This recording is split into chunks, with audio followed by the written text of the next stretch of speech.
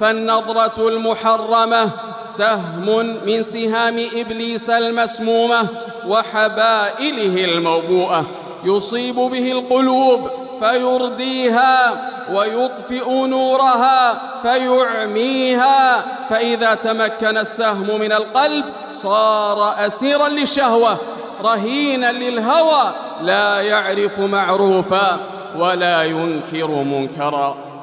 واعلموا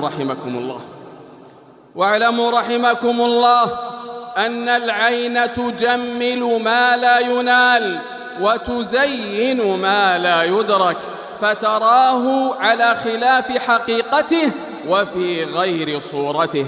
فليحذر العاقل إطلاق البصر، فإن الصبر على غض البصر أيسر من الصبر على الألم الذي بعده، لا سيما في هذه الأزمنة التي تكاثرت فيها وسائل الإغراء وتنوعت مسالك الإغواء، حتى غدت تجارة رابحة وبضاعة رائجة تبث في الأجهزة والشاشات ووسائل التواصل والقنوات، وتتسلل إلى البيوت والعقول بغير استئذان ودون مراعاة لاختلاف الأعراف والثقافات والأديان.